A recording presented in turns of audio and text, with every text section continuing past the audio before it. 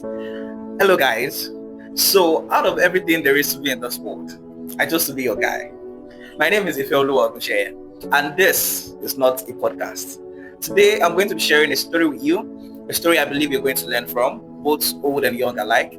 I'm going to be having a conversation with my daddy, and he's around, but before I bring him in, I just want to give you guys a little bit form of context, right? So, this is not the conventional grass to grace story. On the contrary, it is the opposite, which is why I believe it's a very, very important topic. And I believe that it's a topic that would educate people and would help them make better decisions. And just give you guys a little bit of backstory before I bring my daddy in. Growing up, things were quite good. Myself and my siblings, we attended the best schools in the neighborhood. My dad was working in the bank then. He was a manager in one of the top banks then. And my mom was a fashion designer as well. And she also sold adire. And on the side, we also had a side business. My dad owned one of the biggest cold room franchise along Bali Animation Road in Amakoko. We had about two stores on that road, and the second store was we had a wholesale point where it was just like a storehouse, and then a second point for retail. So it was a very, very, very successful business at the point.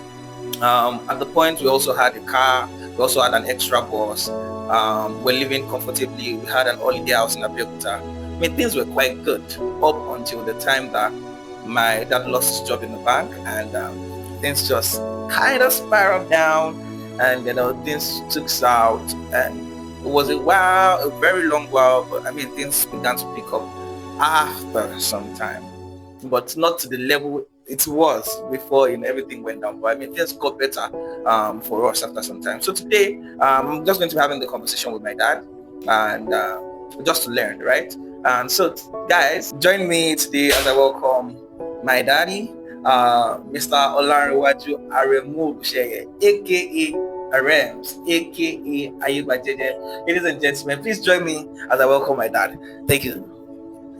Welcome, sir. It's good to have you. Thank you.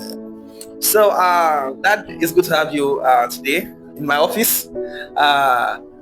So we're just having a conversation about finance, like we did earlier today, and talking about what happened at the point when the bank job ended and how we're able to navigate that period. But before I get into the topic, I would also want you to introduce yourself, because I might not be able to do all the fellow this, fellow that, ACCA, and all those introductions. But I'll let you do the introduction yourself. Thank you so much.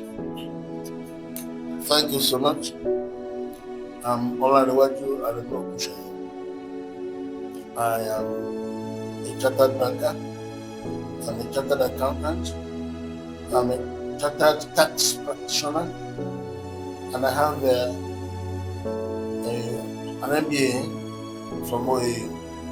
But before all of them, I was a grade teacher, which is also a professional qualification. Okay. I thank God. So thank you so much for coming around. Thank you so much for coming around. So I just want us to jump straight into the conversation so we don't get to take too much time. So I guess I'll share with guys how good things were, if I say so myself, before the job ended, if I could remember. And my first question would be, what was going through your mind as at the time the letter came in, and then it took a while before another job was able to come in at that point? What really was running through your mind at that period, at that point in time? So many things. Fear. Fear of unknown.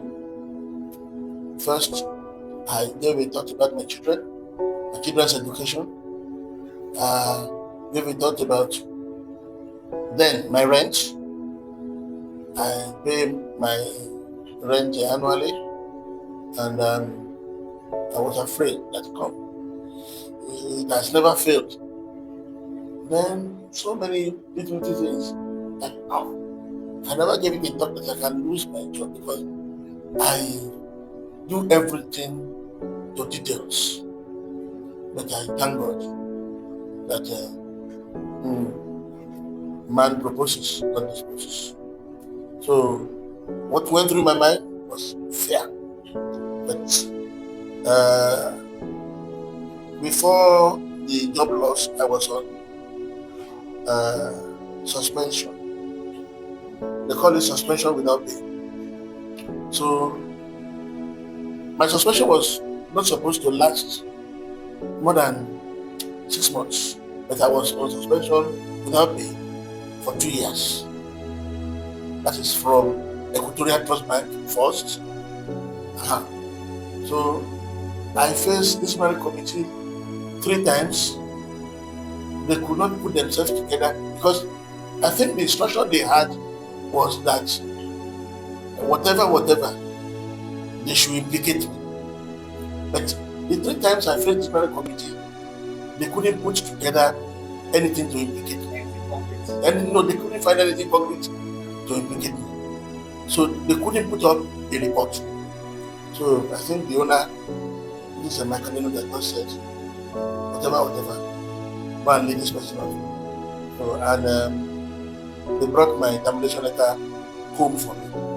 Before they brought the letter, I've been visiting other banks for possible employment, but they always say I should go and make do with my suspension. That if they can either say come back and you resign, or they terminate you, we consider you. All of us know what HB does to their staff. Everybody knows what Equatorial Trust Bank to their staff. So immediately I was the letter was brought to me the following day. It was brought to me on Thursday. The following Friday, I went out. The second place I got to told me that Gateway Bank is recruiting. So I went there, and immediately they saw me. They asked me, "Assume you'll be here before we told you." I said, "Yes." They have terminated my appointment, and I got their letter yesterday. They said, "Okay, we are recruiting, and then you can wait." So before they could even finish it was about 10 p.m. and they finished everything. They said I should come on Monday to come and start. I will have my letter and start working on Monday. So I thank God it was fair. Fair for that 2 years. But within the 2 years, God made it that another investment came, and we got a leeway. Wow. Well, the story is touching because I know that you're somebody who is like you're a very thoughtful person, always having plans and all of that. So I want to also believe, which leads with my second question. As a finance person, there, I know we had the frozen food business on the side at the point. To the best of my memory, was that business then? How thoughtful was the plan to start the business? Was it like just another investment? You just let me have a business on the side, or it looked like something that would make good money, or was it like I see a problem and I'm trying to solve the problem at that point? What really birthed that investment then in the frozen food business then? Well, the bank I left before going to Gateway Bank was the Equatorial Trust Bank. One of my customers at the Gateway Bank came to my house immediately. I lost that one at Equatorial Trust. He said, "Oga, come and sell frozen fish." That was what he was selling. Actually, he was one supplying Unilag with frozen fish, turkey, things like that. So come and do it. You can do it with education. I said, frozen fish. So you can do it even in your flat. So I thought about it. No money with me then. I had to go to a former colleague in UBA, former colleague in Equatorial Trust Bank, Alaji Mustafa, who had a finance outfit. So he gave me, he lent me 200,000. From that 200,000, big money there. Yeah, big money there. I bought all I should buy, rented a shop, and that was how the thing started. And the money was to be paid within 3 months. And thank God, the 200,000 was paid within 3 months from sales and that from there. So I too was surprised that within 3 months the money got paid. So that was how the thing was met. While I was even still on. I have not lost the job then. Mm-hmm. I was on suspension from a Victoria Trust Bank Before the gateway. before the gateway. So it was the day Victoria Trust Bank brought termination letter to me at home. They brought it to me at home. I just went out the following day that I would look for job because when the suspension was on, I couldn't get any job. All of them were saying is, well, clear your suspension. If you are that we know a cultural trust bank, we know what they do to staff. That by the time you finish it, we will consider you. And I just heard that AT Bank was recruiting, so I just branched there. And they said I should wait and do interview. That's it. I did the interview. It was a Friday, and they said I should start their work the following Monday. So the investment in frozen foods and that has been on before Gateway job, and slowly I have some people working with me because it happened to be very. I didn't calculate that it would be big, but it was big. Nice.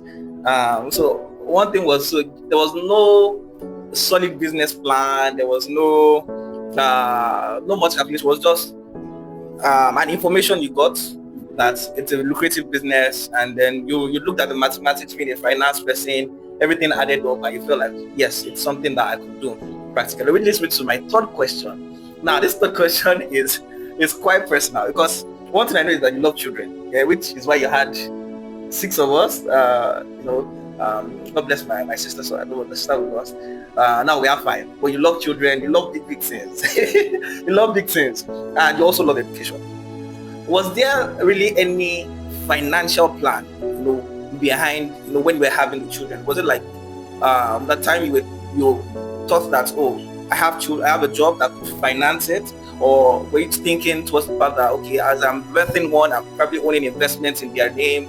Or you just felt, as an hardworking person, as a very educated person, your career progression, and looking at the resources that you had at the time, you knew confidently that you would be able to take care of all of us at the time? Was there really any financial planning to birthing all of us as at that time? Well, I won't tell you lie. There was no financial plan. I just know that I had a good job in hand. I started banking from UBA, and the UBA, you are never broke. You are never broke. If you are broke one day, the following day, just go to them in personnel. They will add 2 plus 2 and that. You get a loan to shock it. When your son or daughter comes back from school, they need this and that. You get loan to shock it. That time, things were going on smoothly. So when I got married, I had planned for 6 children. And thank God, God gave me 6, but I lost one. I was confident that with my banking job, that everything will be rosy for me. And it was going that way before Equatorial Bank did what it did to me. It's actually, I would say, I nearly felt regret that I worked with Equatorial Trust Bank. But you see, I won't say I regret it. I always felt it. It is not my academic capacity that was the problem at the Equatorial Trust Bank. Were his advisors, the people he put at certain places. They will just go to him, and because of the money he will give to them, they will just give him fake reports, this and that. Academic had plans for me. He didn't know me from any others. I was the branch manager for Allen Avenue, and that is a branch where no person has managed the place for a solid 1 year before. Before you spend 1 year there, one problem or the other will happen, and they will transfer you. And I was there, and I clocked 2 years, 3 years, 4 years, and everybody was not talking good about the branch. The branch happened to have like the largest deposit base. The branch profit something happened to always come first. So people now started to envy the manager of the bank. Anything they talk about, they will say, go and see the manager of Kenya to assist you. If any manager has a problem, I call head office, they will say, go and see the manager of Kenya, and he will tutor you. And that was how the things were going. Some of them will call me back that, did you keep this problem there? When I did what you said, the thing just went. It's not me, it's God. So, but you see, I won't say I had a plan. I would say I had a confidence in the work that I was doing then, and I won't say I believe. It is later that I will say I believe in Jesus, that He will cater for me all the time. I won't say I believe then.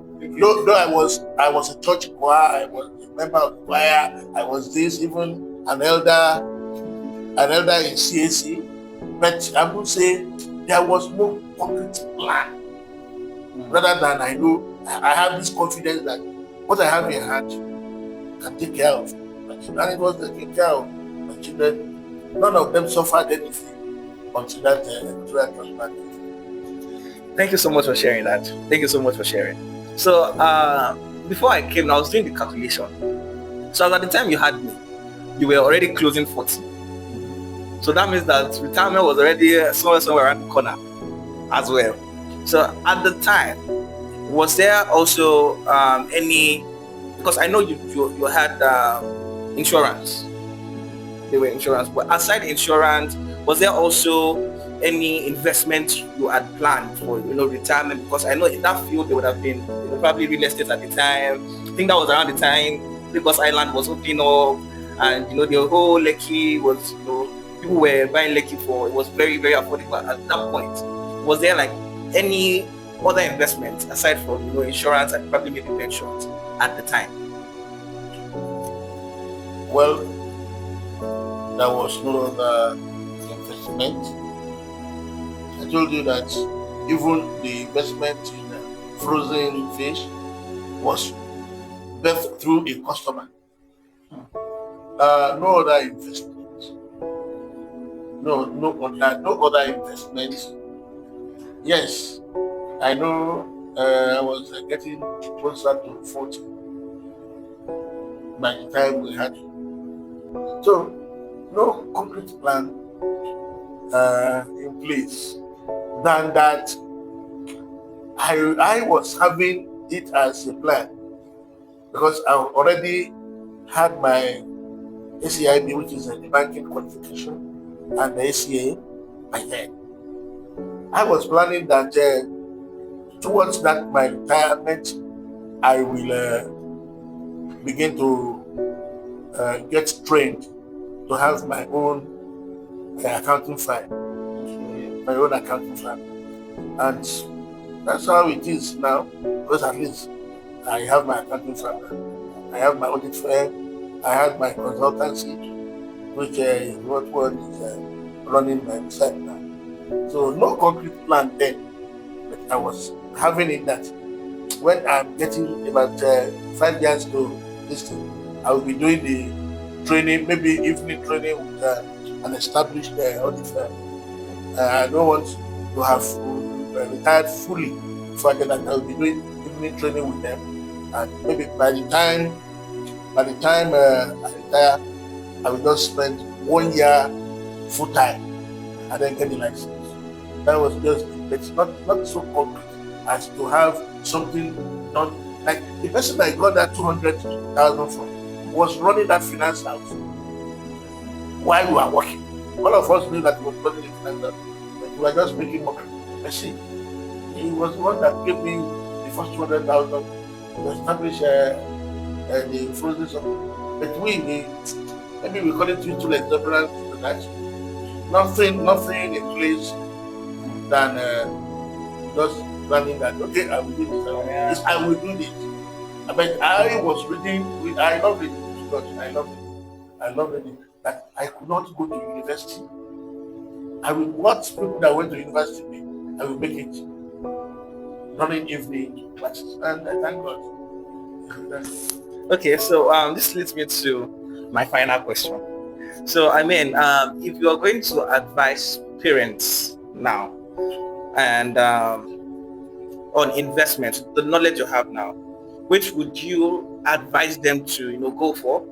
If you are going to pick two between five investment vehicles, the first one would be agro real estate. The second would be bonds. The third would be stocks.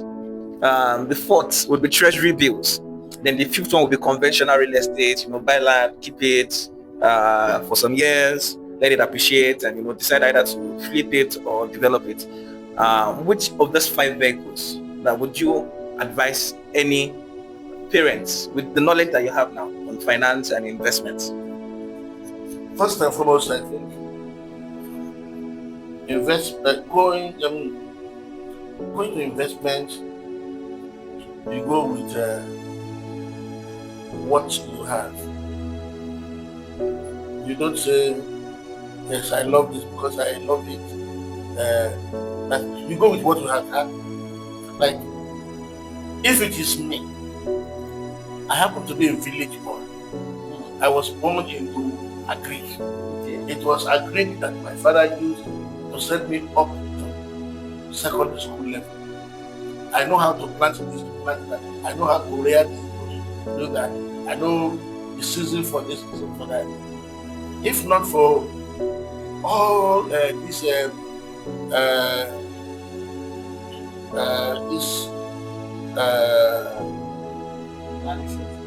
no, if not for land issues, well, that's the major issue. I would have preferred first and foremost on that agro. That is for me.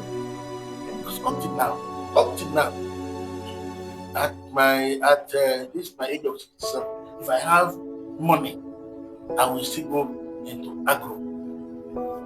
Like I love palm tree. Is it palm tree? Yeah, palm tree. Palm tree. For years I just think about it and come.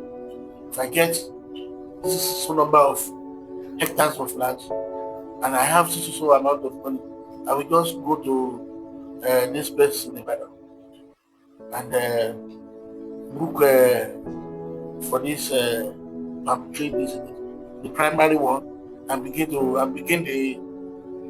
farming. Then so many of these you see, my father was planting majorly vegetables, and it was that vegetables that he was selling, and he sent me to secondary school then. And when you get to my house here, you will see around my house, I have vegetables. I have so many types of vegetables, which I will say what my love is. But for me to advise somebody into investment, like I normally do, I always ask them, cut your coat according to your pocket. If you cut your coat according to your size, if you have a large size like me, your coat may not be able to, your pocket may not be able to carry that your size. If you go looking into bond, looking into stock, that one is you want to start big because it's big money going into them. But now there are some stocks that are now very, very affordable to get into. There are now modern innovations around buying stocks. But just coming around the place, I'm saying for people who now have the resources, because during your time, resources were not the problem. Resources were not the problem. So you have the resources and you want to make an investment that is safe, secured, no fluctuation, you are able to manage the risk. Which would you go for? I will go for what do you call it last one? Real estate. Real estate. I'll go for real estate. But I won't go it the way people I've got it. If I go for real estate, for me, if I go for real estate, I won't have buildings with 3 bedrooms in there. Uh, I am a person that have penchant for poor people, and yes, I want to be rich, but I always love to see many people also rich. Why they say real estate is not good is that many people build 3 bedrooms, 4 bedrooms, 5 bedrooms, and we want, you see, the people that rent all those 3 bedroom and above, they are these people that are working in offices. I mean, if they lose their job, as I lost my own, to pay your rent will be difficult. So I better go for 1 bedroom, 1 bedroom, what do you call it? Self 1 bedroom, self-contained, 2 bedroom, self-contained. The highest will be 3 bedrooms, and very few 1 bedroom and 2 bedrooms. You see, people will take it, and me, I will not take 1 year rent. I won't take 6 months. I will take your head. I will take it's either I take it monthly or I take it quarterly, 3 months. They won't. They won't be able to owe you when you are when you are taking it on monthly basis. They won't owe you. They won't owe you. They won't owe you. Okay. Thank you so much for being here. Thank you so much for having the conversation. So I mean, the purpose of this is many times people are always quick to share their success stories, and while success stories are very good motivations, you can always also learn from mistakes that people have made on the way. And I mean, while having the conversation with my dad earlier today, I just felt like it is a conversation that would also benefit a lot of other persons who are probably at the point where they are young and thinking about, they are making some quality money for themselves, or they are already building their own family as well, and they are still looking at how to play the investment game and just understand finance generally. And so thank you so much, Daddy, for being here. Thank you so much for having the conversation with me. And yes, thank you so much, sir. So for you who are listening, right, my final advice to you would be, have a solid plan and have a solid contingency plan. Because most times when the plan A fails, now the plan A is currently your business, your career, but if life happens, ensure that your contingency plan is as solid as your first plan. So for example, if you are a young parent now, or you have a child below the age of 5, you're already planning about the secondary school and the kind of universities you want your children to attend, and you are planning against it. So for example, you want your children to attend schools like Corona, like British International School, like Caleb International School. You know how much they are paying now. You have to add inflation. So for example, I'm currently partnering with Global Properties, and what they are doing with agro real estate could be the perfect investment for your child. So I want you to think about it. You own real estate, which is safe, secured, the profit is nice, but they are adding agriculture to it to make it, to make the returns consistent and to make it more rewarding for you. So for you, you're buying it in 2025. By 2028, you start making returns. So let's track back. Let's say you get an acre today for 30 million naira. By 2028, you are looking at making about 9 million naira every year from 2028 above. So if you're looking for your child's education, you can easily sort your child's education with that. Easily. So let's say, what you're spending on your child's education for now is about 1.52 million. Let's say by 2028, we know you're going to spend about 3 million naira. Let's now assume you have 2 children, that is 6 million naira. You have an extra 3 million naira to take care of their textbooks, their school uniforms, their extracurricular activities, swimming, ballet, and all those very, very nice fun activities that you want your children to partake in. That is how I would suggest that you go around planning. I mean, like I said earlier, this is not a podcast, but this is just an honest advice. If you're also looking to retire, this could be that investment that helps you make consistent annual returns. The property is in Epe. We all know it will take another 10 to 15 years before Epe blooms, comes with full glory. And between now and then, you can make over 150% return of investment between now and then. So don't waste your time, plan well, and let's just make it happen together. If you are looking to get, if you're really, really interested in, being a part of this, the land will be allocated in August. So if you're looking to buy a full plot is currently selling for 5 million, an acre is selling for 30 million naira, just contact me. Let's take you to site. You are getting your allocation this August.